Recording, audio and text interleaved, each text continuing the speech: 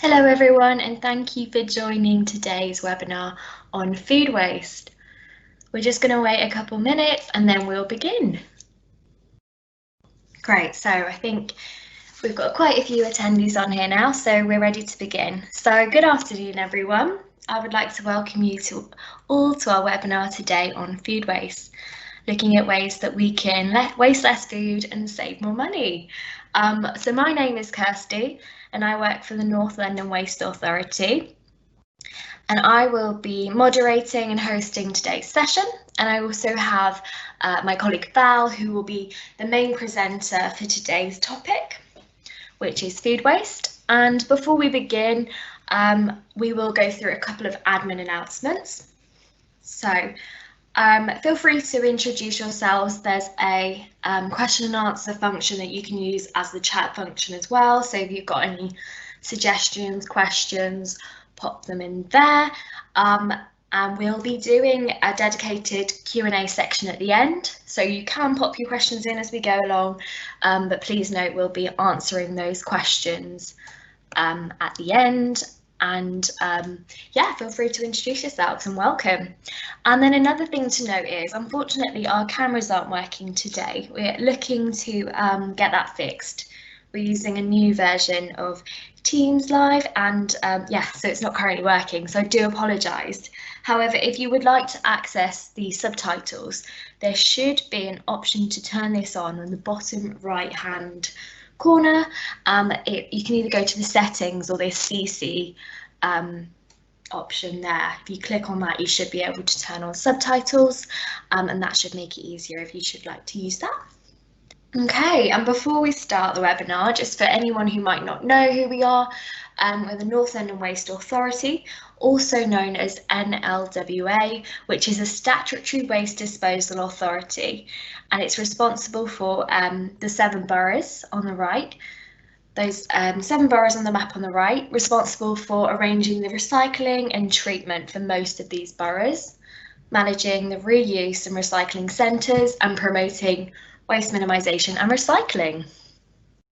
So that's who we are. And then a little bit more about the team that I work for, which is called the Waste Prevention Team. And our key priorities in our team are to educate residents working and living in North London. And we want to educate them on reuse, reduction of waste, recycling, and we do this in a number of ways.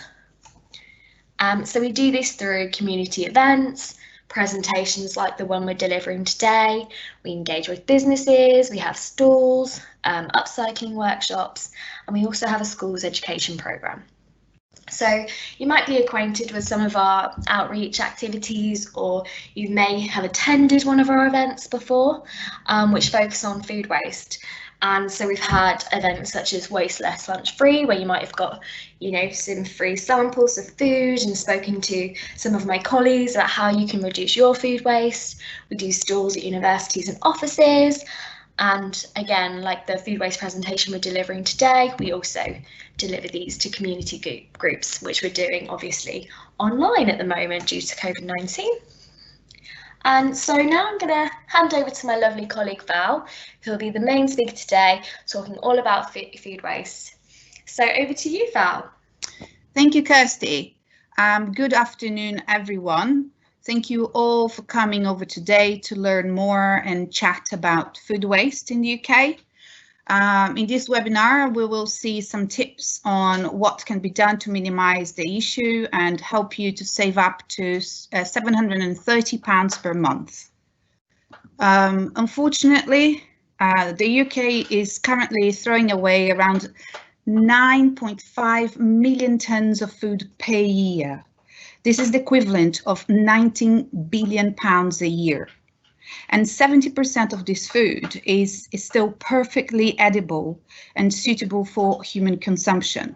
Very sad. These statistics are based on households, retail, hotels, restaurants, manufacturing, and other sectors all combined. Just to make a little more interactive, I would like to ask you guys to find your chat box And see if you could try and guess here, which of these sectors are the one wasting the most food? And if you could please add your answers in the chat box, that would be great. So what do you think? What sector or industry is wasting more food? Household on the top left, hospitality on the top right, manufacturing at the bottom left, or retail on the top, the bottom right? I will give you a couple of seconds to answer. It is households, followed by manufacturing, wasting 1.5 million tons of food, hospitality, wasting 1.1 million tons, and the last one is retail. If we consider the economic impact, then hospitality is in second, wasting £3.2 billion, and manufacturing in third, wasting £1.1 billion. So 70% of all food that is thrown away comes in fact from our homes. Does that surprise you? And our homes are throwing away every year 6.6 million tons of food. And around 68% of this is in fact perfectly good food for consumption. This could fill the Wembley Stadium 8 times over. Quite shocking, yeah? We are all guilty of throwing away food sometimes, some less than others, depending on our circumstances. The average family in the UK tends to waste £730 worth of food each year. This is the equivalent of throwing away 1 in every 5 bags of food we buy. Around 244 kilos of food per year. A single person is even worse, throwing away up to £210 worth of food, which weighs around 69 kilos. This is just a bit more than my weight in food going into the bin. And of course, this is an estimation and the average in the UK. The good news is we can make a significant difference by just incorporating a few changes in our daily lives. And we will be also saving money at the same time. It's a win-win. And that's why we are here today. Now, just to give you guys an example, as a single person, I find sometimes it's quite difficult to find smaller quantities of food to buy in the supermarket. Supermarkets tend to make offers or cheaper deals, so for us to buy bigger quantities of their products, such as potatoes or peppers sold in bags. So although we are getting a good deal, unfortunately, sometimes we end up throwing away some of it, and this is simply because we can't manage to use it all before it goes off. Can any of you relate to this? I like to buy frozen vegetables. They should be just as fresh or even fresher, as they are often frozen immediately after they have been cropped. And this process locks in all the vitamins and goodness. I also find frozen veggies and fruits very practical, as they tend to come already sliced or chopped. And so we can use only what we need when we need it. And if all that wasn't enough, frozen also tends to be cheaper. Now, if you just look at this slide, let's have a look at some of the most wasted foods in the UK. Any guesses? Is there anything you can think of that you tend to throw away? I don't think you will be surprised by these everyday items. So, one of the biggest culprits in the UK is bread. A shocking 20 million slices of bread are thrown away every single day.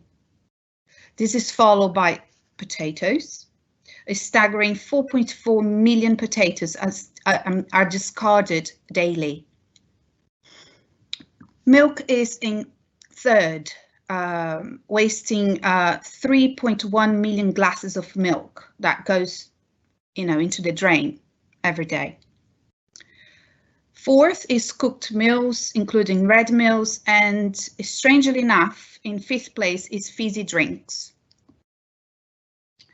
And do we have any guesses on why we are wasting all this food? Here are some of the common reasons. Some of us tend to buy more food than we need for one reason or another. It could be due to lack of planning, or as per my previous example regarding the supermarket deals, or in my case, sometimes it's just greedy, really, going shopping hungry. If we store incorrectly, this can lead to food going off quicker. Some people get confused around food dates, such as best before and use by dates. Food also gets forgotten in our fridge, freezer, and cupboards. A lot of us do the last minute shopping, and by not planning it ahead, we may end up buying ingredients we already have, buying on impulse, and spending more. And finally, sometimes we just end up cooking more than we need, to which can also lead to food waste. But apart from impacting us financially, wasting food have other even more serious consequences.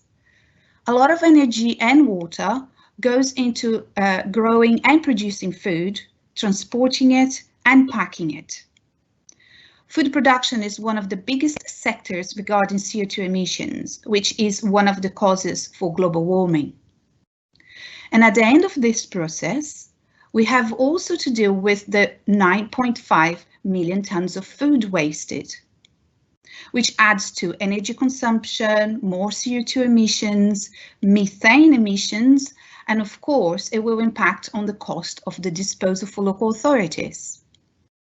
And sadly, up to 1 billion people are going hungry on our planet, whilst we are wasting all this food.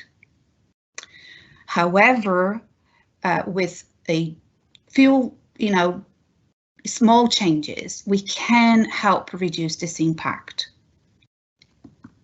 Let's have a look at what the food waste hierarchy shows. Waste hierarchy is nothing more than a tool used to evaluate from the most preferred to the least preferred actions regarding waste management processes. The aim of the waste hierarchy is to extract the maximum benefits from products whilst generating the minimum amount of waste. As we can see here, prevention comes as our first and preferred option. Some wastes are unavoidable though, such as vegetable and fruit peelings, eggshells, bones. And in that case, the next best thing we can do is to recycle this waste into a form of energy and or compost. And the last and least preferred option is to dispose at landfill sites. And this will contribute to the release of methane gas, which is a very potent greenhouse gas, which with a global warming potential 25 times that of CO2. Luckily, only a small fraction of our waste in the UK and North London goes to landfill. And most of boroughs within North London Waste Authority will collect and process your food waste. So, what happens to your food waste after you have presented for collection? It will either be turned into energy at an anaerobic digestion facility, and the residue of this process is incorporated into compost, or it will go to an in-vessel compost plant where it will be mixed with garden waste and turned also into compost. And what can we do? So, planning your shopping ahead will help. Measuring your portions so you won't cook too much. Understanding the use by and best before dates before disposing anything. Understanding how to store your food so it stays fresh for longer, and using your leftovers.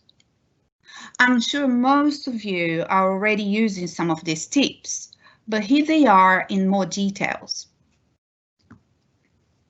Planning. Making a shopping list and planning meals is a great way to avoid food waste.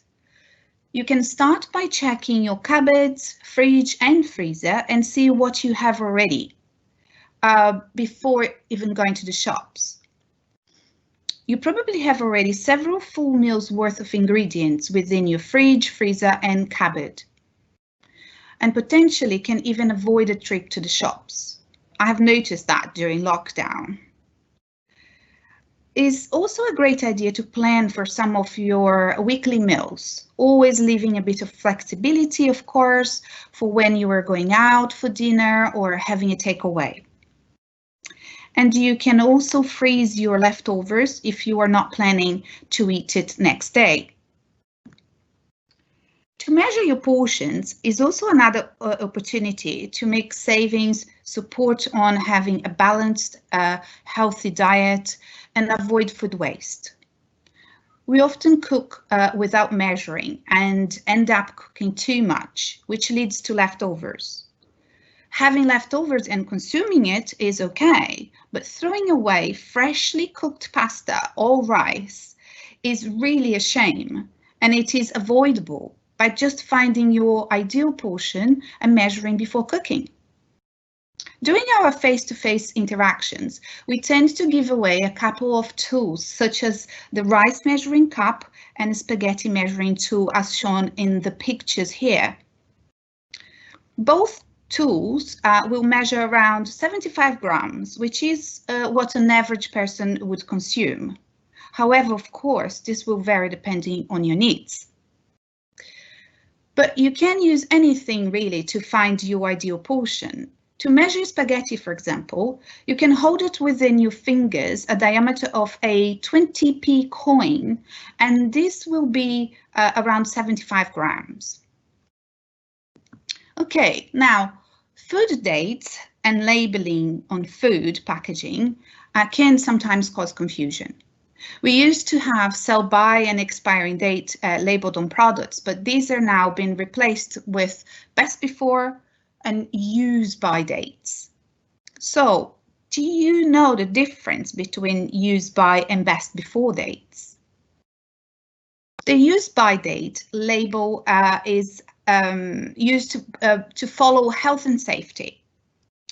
It could potentially be dangerous to eat something after its use by date. So make sure to keep an eye on it and freeze your food. Just in case you think you're not going to use it before.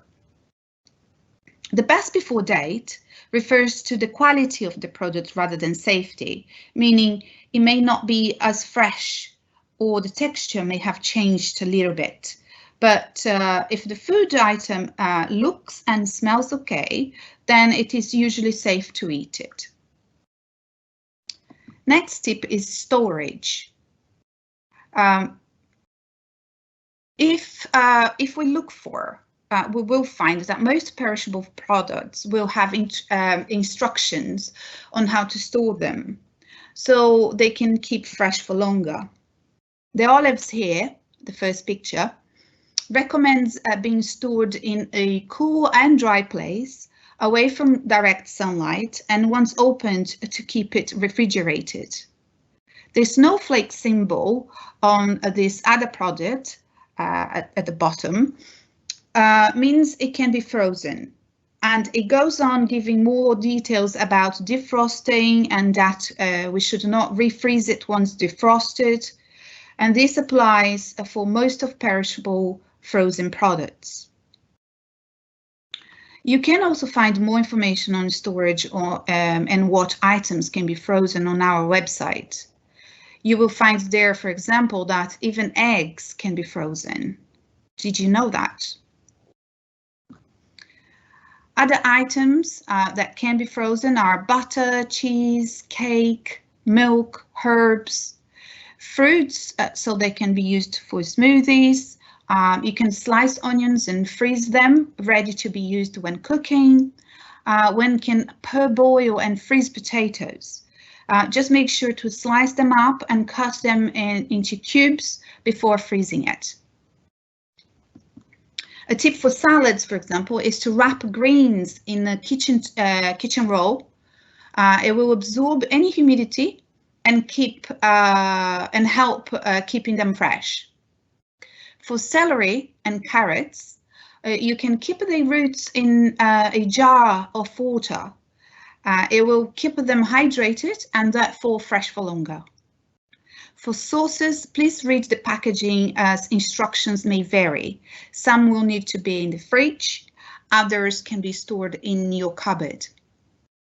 Eggs will last for a very long time in the fridge. You can also tell if an egg is off after cracking it open. You will see the color of both yolk and white will be black, and the smell, trust me, is unforgettable. You couldn't possibly miss an egg that went off. A tip here is that you can tell if an egg is off even before cracking it open by just placing it inside a glass of water.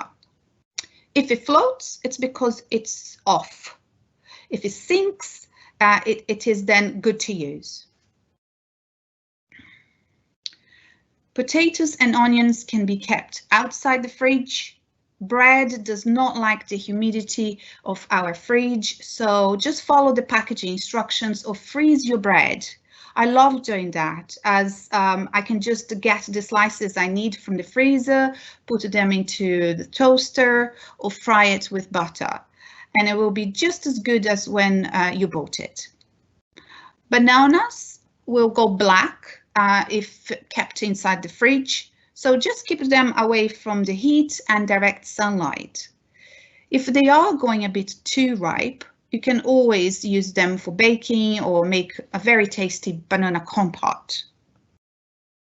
And our last tip today on helping us all to avoid food waste is to use your leftovers. I like cooking enough at dinner time so I can have my lunch ready for next day. Leftovers can be frozen for another time, and it will last for a very long time in your freezer. Or you can add a few ingredients to your leftover and transform them to create a brand new dish. You can use the leftover rice, for example, to cook a special fried rice or rice pudding, and your leftover pasta can be turned into a frittata or an oven-baked pasta. At North London Waste Authority, we have our leftovers cooking book or cookbook, which you can download it from our website, and we will be sharing it to on our chat box here. So you can have a look and see if you find it useful. And there are also numerous apps and websites across the web using leftovers. So, well, now you all know that there are endless ways which we can all reduce, reuse, and recycle our food waste. And we can all make a difference by just incorporating some easy tips into our lives. What may seem a small action could in fact make a big difference helping protecting our planet. Even minimal changes to the way you shop, cook, and consume food will help reduce your impact on the environment. With a small amount of effort, you can cut your food waste dramatically.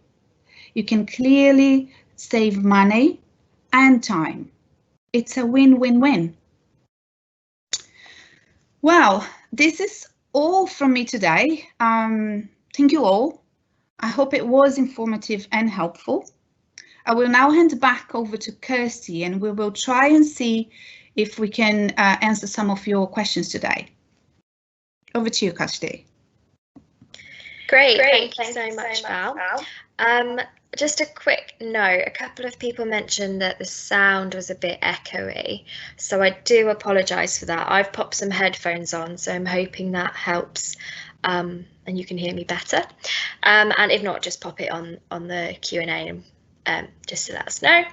So yeah, these are our social media channels, Connect NLWA, and our email address. If you did have any questions about today's webinar or anything about future webinars and you want to get in touch, that's the email address to do so on.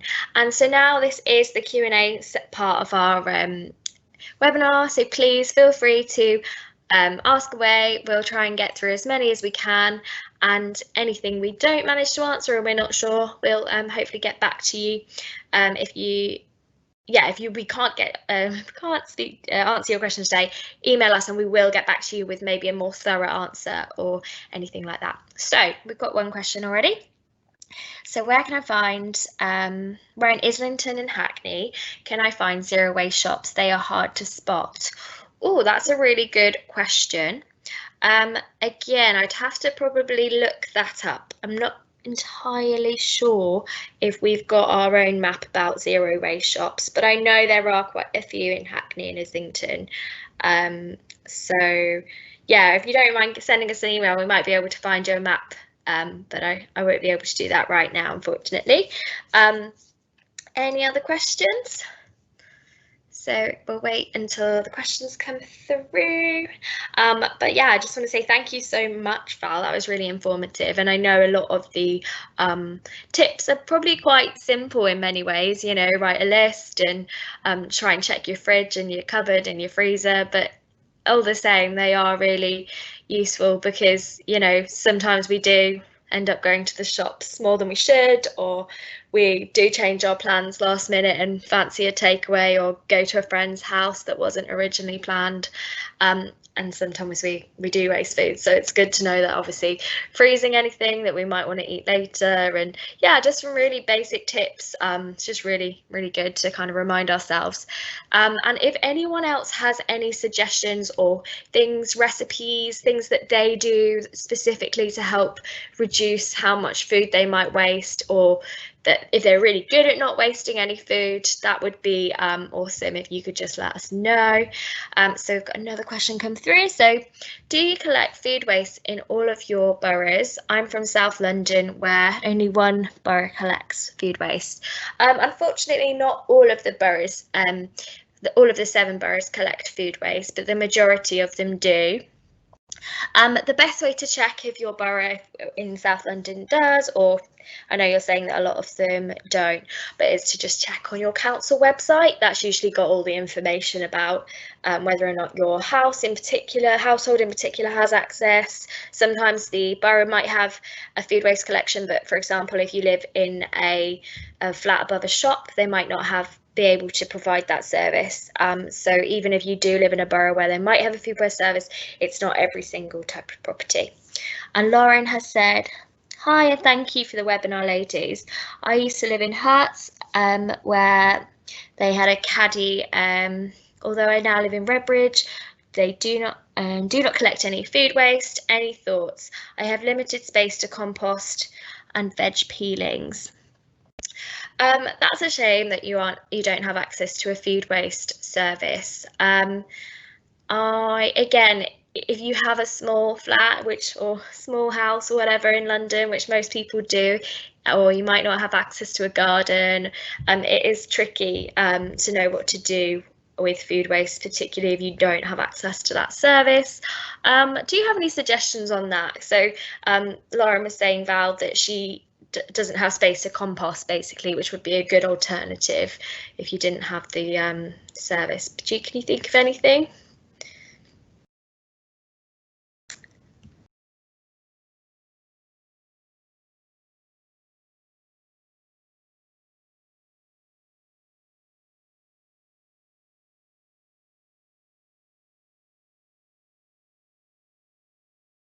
Anyway, I'll move on to the next question until we hear back from Val. Okay, I'm back in, I think. Sorry that I had so is it your internet?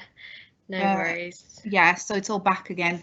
I think it's quite tricky though, answering the question, because if the borough doesn't have the service, if that is the case, if the borough doesn't have the service, then there's not much one can do, unless you can contact your councillor or MP, local MP, and see if they can start to introduce the service, really. Exactly, yeah. And then Liz said, thank you, this was really interesting. I missed the plastics one. Is it available to watch back? So we are aiming to get as many webinars up on our website as we can, but we will actually be repeating our plastics webinar on the 1st of October. So again, the same time on a Thursday, so 2:30. On a Thursday, the 1st of October, we'll be redoing our plastics webinar. That one was hugely popular the first time we did it, and I believe it will be even more so coming up now that the new plastics documentary was on recently on BBC. So I think we'll have even more people on that one asking some great questions. So that's coming up.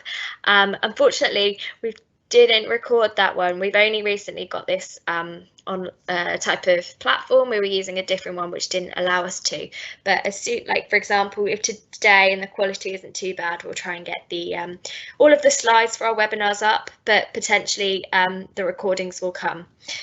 And so how can NLWA, thank you Diana for your question, how can NLWA help in food waste management for startups, idea stage? So we don't directly work with startups and businesses as such. We do have a plastics project which works with businesses, but we don't necessarily work with businesses with food waste. If you have a look at your local area to see what type of services you can gain access to in terms of food waste collections for your business, things like that, would be probably a good place to start. You can always get in touch with Circular London at the London Waste and Recycling Board. They support businesses to become more circular. So that's the London Waste and Recycling Board, Circular London, and they may be able to provide some free support. And then someone else has asked, does the NLWA offer recycled compost that people can grow their own veg? Unfortunately, we used to do that, but we don't do that anymore, I'm afraid. Not at the moment, potentially in the future.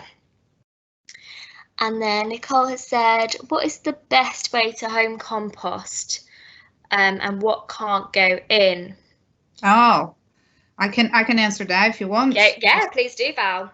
So I used to be a garden designer. So there are a few things that, so of course, try to avoid if you have it in your garden, even if you have a little bin, compost bin, still trying to not to put like bones or meat because this will attract rats or rodents in general.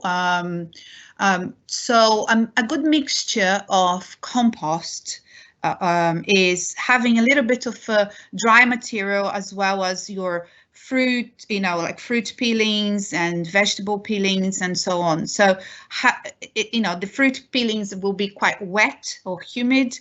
And so if you add a little bit of twigs from your garden or dry leaves, that's a good mixture. Also, if for some reason you didn't have enough fruits to add to your compost and it's looking quite dry, then that will take much longer to decompose. So you can always add a little bit of water from your hose, and that will help the process of fermentation.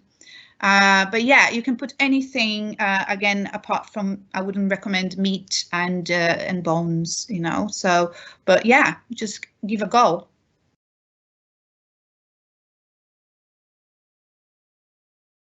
Oh, Kirsty, I think you are yourself. Great, thank you, Val. And I believe that Karima is going to add a link to our website about composting on there as well. So thank you, Karima. Let's see if we've got any new questions.